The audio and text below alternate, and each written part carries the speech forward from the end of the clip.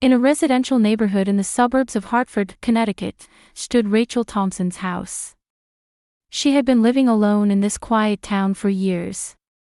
The white-walled colonial-style house, which she had purchased 5 years ago, was well regarded by the neighbors for its spacious lawn and well-maintained flower beds.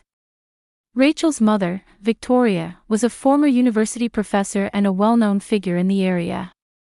She had taught English literature at Hartford University for 30 years, and even after retirement, she actively participated in local cultural organizations and charitable activities.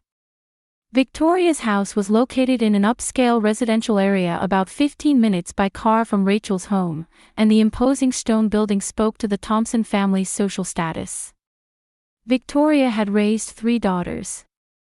The eldest, Rachel, worked as a certified public accountant at a mid-sized local accounting firm and enjoyed deep trust from her clients. The second daughter, Jessica, worked for an IT company in New York. She was raising her 9-year-old daughter Emma while excelling as a systems engineer. The youngest daughter, Sarah, was a lawyer in Boston. The Thompson family members mainly gathered at Victoria's house. The first Sunday dinner of each month had become a long-standing family tradition. Victoria was an excellent cook who had welcomed her family with warm, homemade meals since her daughters were young. Her roast beef and Yorkshire pudding were the embodiment of mothers cooking for her daughters. Jessica's daughter Emma held a special place in this family. At 9 years old, she was consistently recognized as an honor student at school. She loved reading, particularly adventure novels and science books. Victoria was delighted by Emma's intellectual curiosity, and the two often visited museums and libraries together on weekends. "Emma is the pride of our family," Victoria often said. She frequently boasted about her granddaughter's academic achievements to her neighborhood friends. Emma herself was devoted to her grandmother, happily sharing stories about school events and friends. Rachel and Emma also had a wonderful relationship. Rachel warmly watched over Emma's growth. When Emma had trouble with math homework, Rachel would help her over the phone, and she always gave thoughtful presents on birthdays and Christmas. Emma looked up to Rachel and sometimes talked about wanting to pursue a career like Rachel's in the future. Jessica's divorce had occurred 3 years ago. Her relationship with her ex-husband wasn't bad, but they had peacefully separated due to differences in values. Jessica had custody, and it was arranged that her ex-husband would see Emma once a month. Jessica was busy juggling work and child-rearing, but with support from her mother and sisters, Emma was growing up in a loving environment.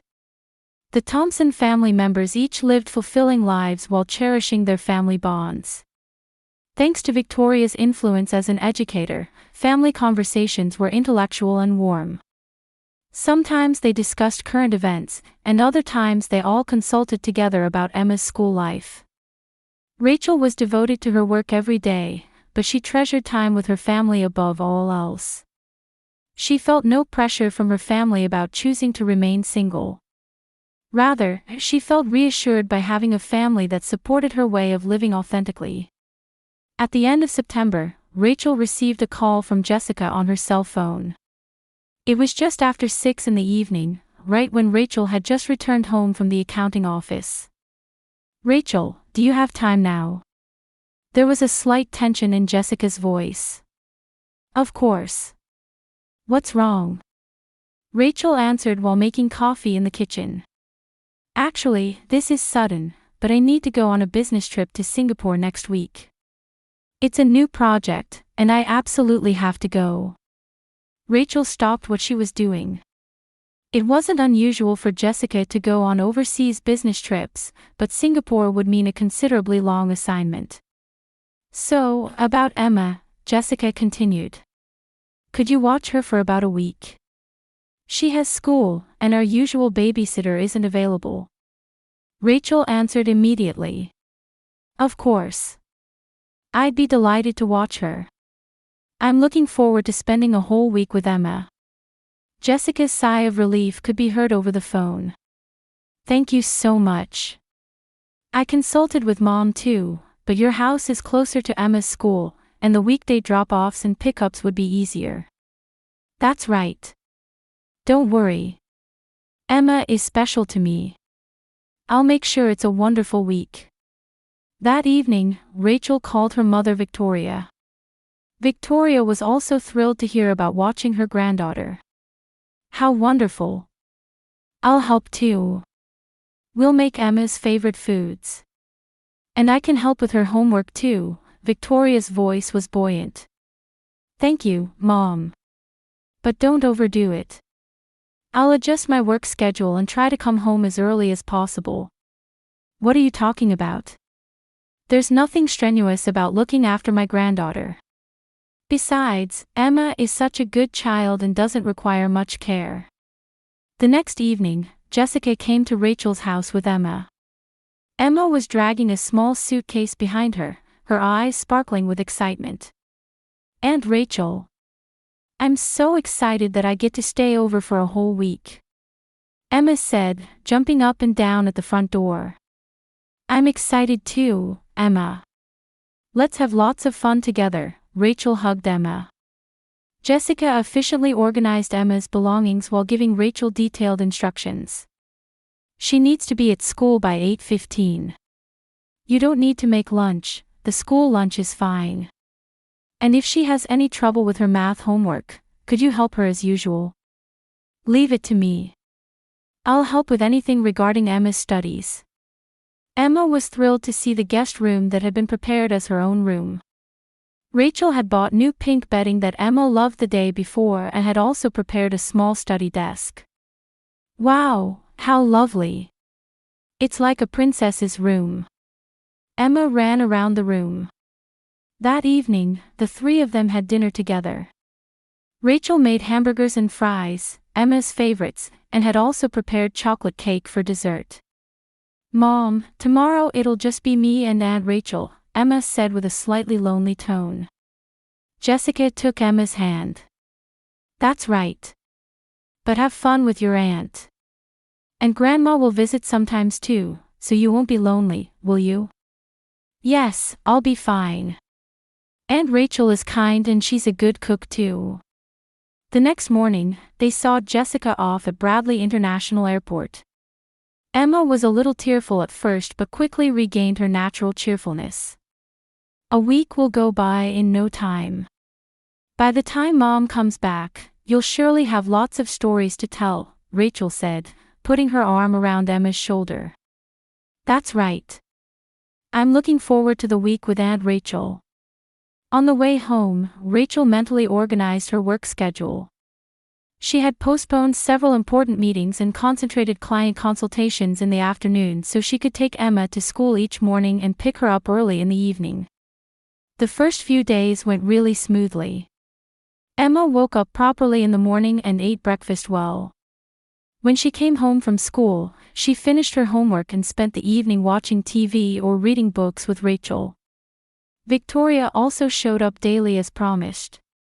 She brought apple pie, Emma's favorite treat, or took walks with her in the nearby park, keeping Emma entertained.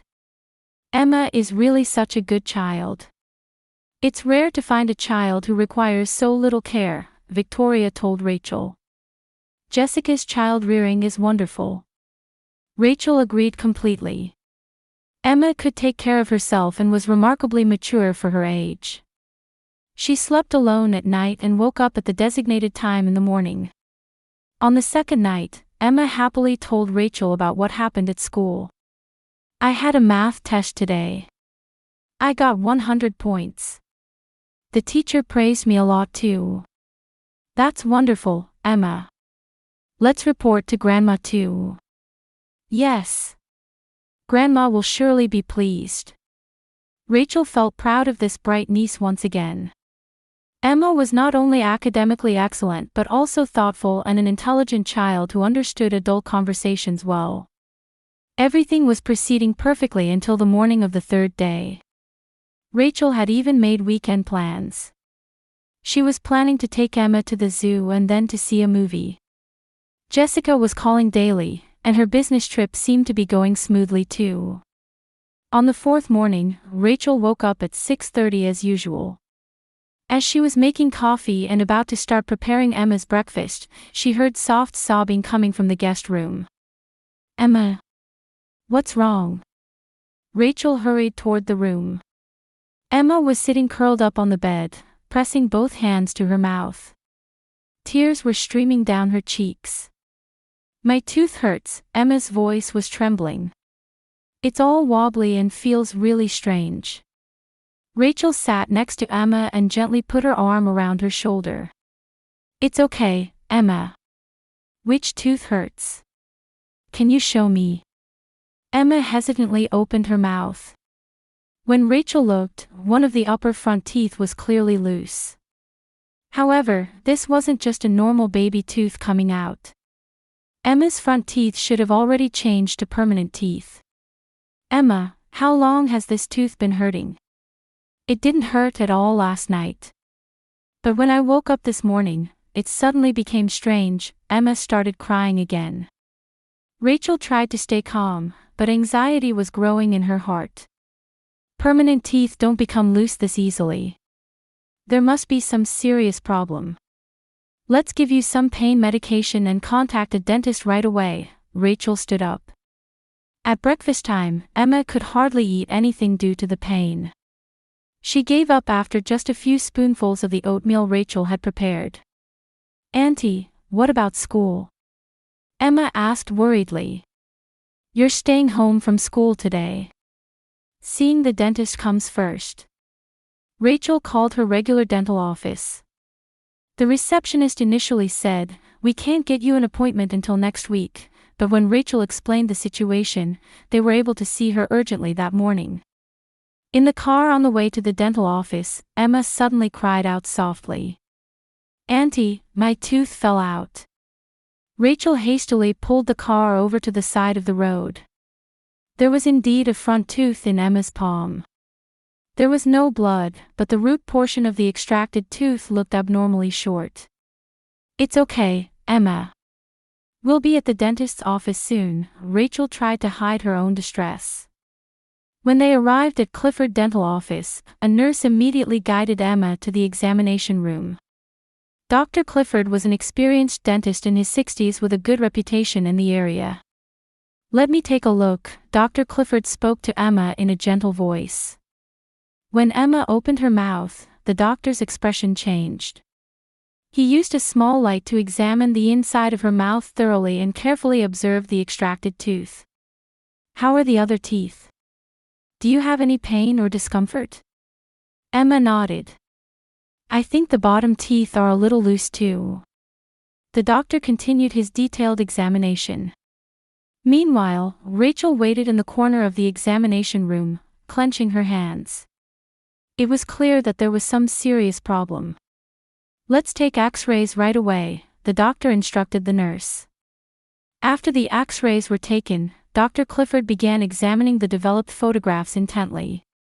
At first he frowned, but gradually Rachel could see his face growing pale. What is this?" The doctor looked at the photographs repeatedly.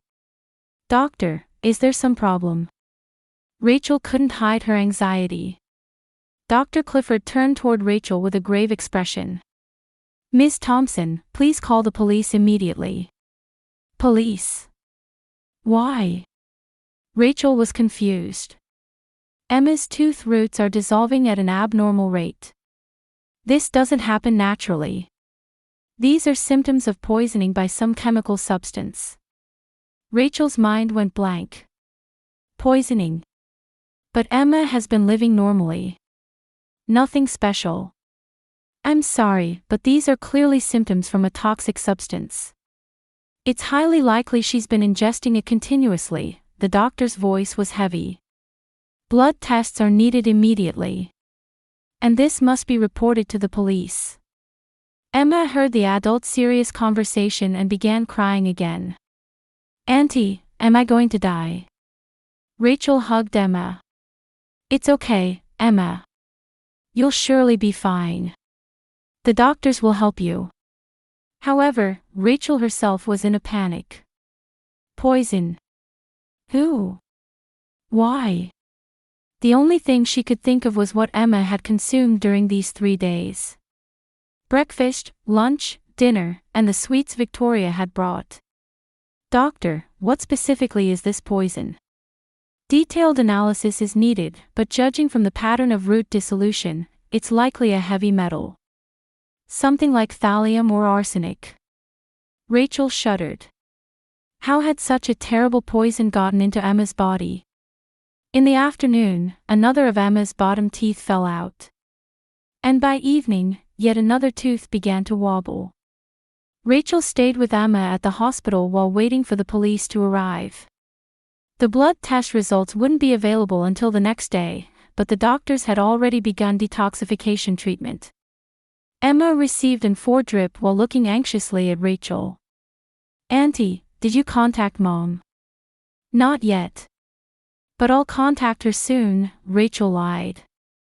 Actually, she hadn't told Jessica anything yet. She didn't know how to explain it. The police officer arrived at the hospital around 6 in the evening. It was Detective Inspector MacDonald, a middle-aged man who spoke in a calm manner. "Miss Thompson, please tell me everything Emma consumed during these 3 days. Food, drinks, sweets, medicine, everything."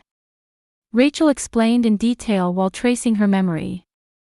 The meals she made, school lunches, and the homemade sweets Victoria had brought. "Could you tell me more about the sweets your mother brought?"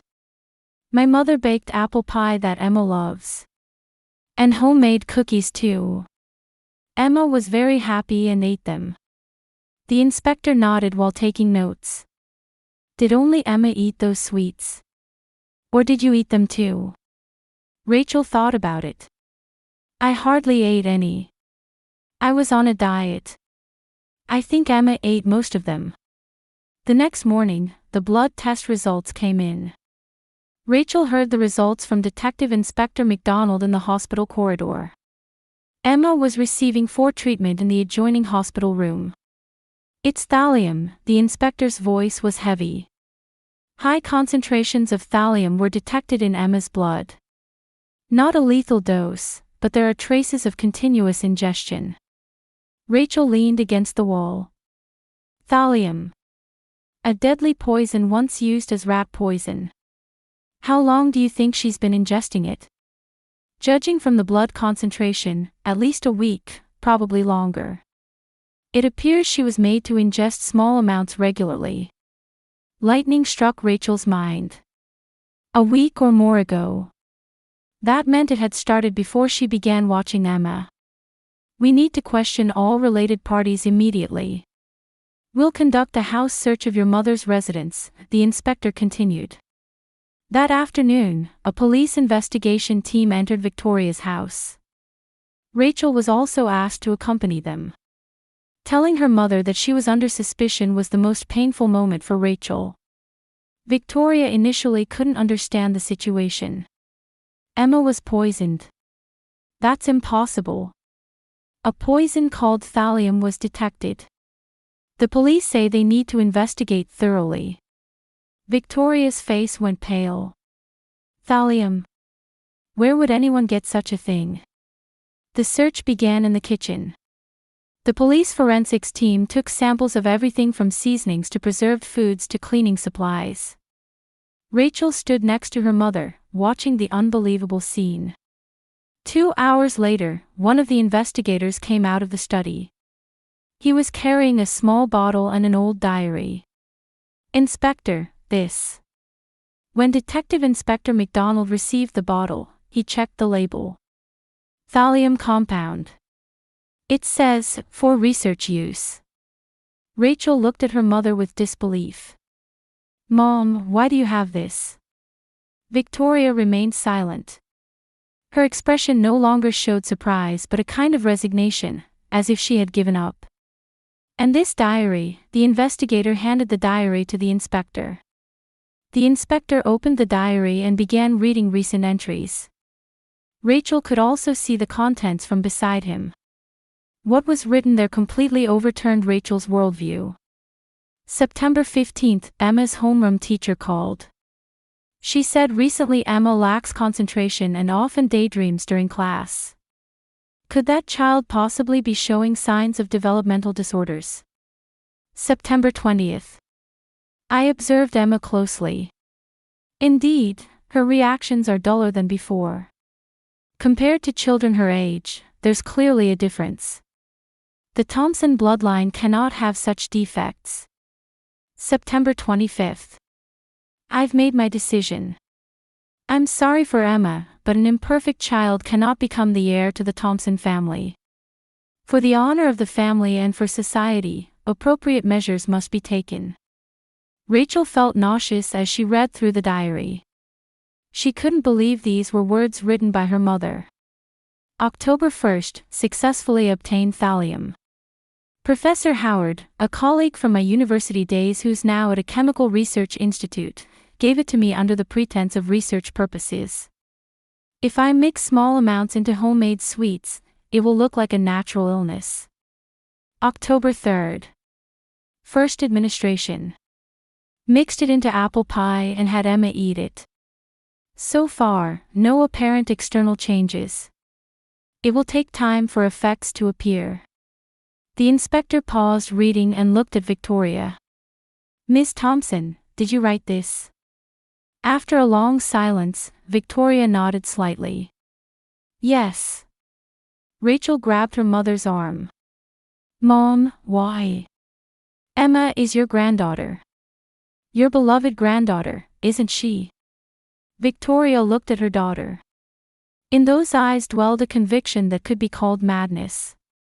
Rachel, you wouldn't understand. How honorable the Thompson family lineage is. Our bloodline cannot have defects. Defects? Emma. You know better than anyone how wonderful that child is. She may appear so on the surface. But it was clear she had developmental problems. Such a child growing up would tarnish the Thompson family name. Rachel was appalled. The developmental problems her mother was talking about was simply Emma being somewhat introverted and having a quiet personality. That was merely an individual characteristic, not a problem or defect. The diary contained even more horrifying things. October 10th, Jessica's business trip was convenient. By framing Rachel, I can make this a perfect crime. After Emma dies, Rachel will be arrested as a murderer, and the Thompson family honor will be preserved. Rachel trembled with shock. Her mother had planned from the beginning to frame her for the crime. Mom, you intended to frame me. I'm your daughter. Victoria answered coldly. It was a necessary sacrifice. For the honor of the entire family, individual sacrifice is unavoidable. The inspector handcuffed Victoria. Victoria Thompson, you are under arrest on suspicion of attempted murder and poison contamination. As she watched her mother being taken away, Rachel couldn't stop crying. The mother she had loved had tried to kill her most precious granddaughter and had also tried to sacrifice her own daughter. It was a tragedy born of distorted love for family and anachronistic values. When she returned to the hospital, Emma looked at Rachel with concern. Auntie, where's Grandma? Rachel hugged Emma. She didn't know how to explain it. However, she couldn't hide the truth. Emma, Grandma is sick. It's an illness of the heart. We won't be able to see her for a while. Emma's eyes filled with tears. Is it because I was a bad child? No, Emma. You did nothing wrong. You're a wonderful child. You're our treasure, more precious than anyone. That night, Rachel made an international call to Jessica. It took 2 hours to explain everything. Jessica decided to return on the next day's flight. 1 year later, the verdict against Victoria was handed down at Connecticut Superior Court. 15 years in prison for attempted murder. In court, she showed no signs of remorse to the end. I acted only for the honor of the Thompson family, she said, looking at the judge. Eliminating imperfect bloodlines is an expression of love for the family.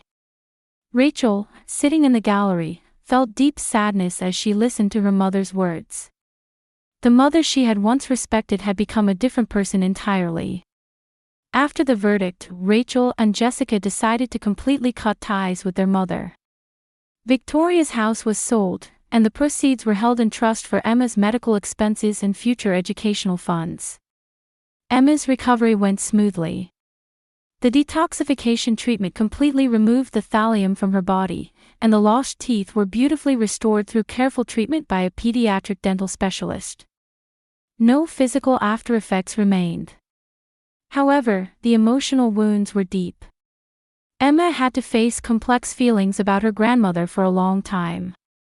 Rachel and Jessica repeatedly addressed the question, "Why did Grandma come to dislike me?" Through counseling, Emma gradually came to understand. Grandma was sick, wasn't she? But I didn't do anything wrong, did I? That's right, Emma.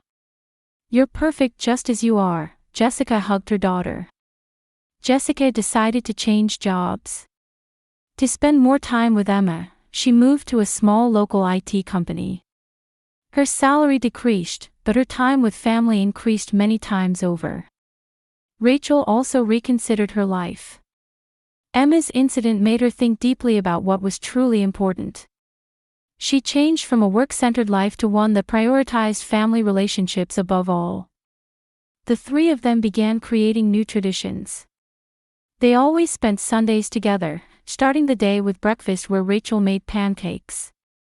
Emma began happily talking about school events while helping with cooking. "Aunt Rachel, are my teeth okay now?" Emma asked while looking in the mirror. The new teeth from the treatment were so beautiful they were indistinguishable from natural teeth. "Of course. Your smile is the most beautiful in the world." Emma beamed with a radiant smile. She rarely recalled the terror from a year ago anymore. One day, Emma brought home an essay she had written at school.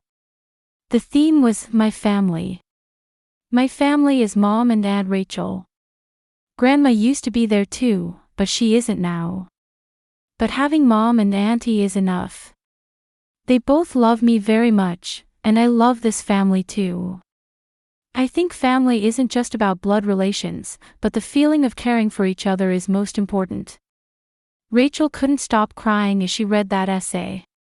Emma understood the true meaning of family through her terrifying experience. At the dinner table, Jessica asked Emma, "What do you want to be in the future?" Emma thought for a moment before answering. "I want to be a doctor. I want to help children who are having scary experiences like I did." Rachel and Jessica looked at each other and smiled. Emma was definitely growing. On Christmas night, the three of them sat around the tree in Rachel's living room. Emma said while opening presents, "Aunt Rachel, thank you for saving me then. If you hadn't been there, I might have died. Emma, you're our treasure. No matter what happens, we'll protect you." Jessica joined in. "We're a real family. We're bound by ties stronger than blood." Outside the window, snow had begun to fall. In the living room, the three members of the new family quietly spent time together. The past tragedy would never disappear, but the bonds they had built by overcoming it possessed a strength that could withstand any trial. Rachel thought once again, family isn't about bloodline or honor. Accepting each other, protecting each other's lives, and loving each other unconditionally, that's the true meaning of family. And she was incredibly happy to have such a family.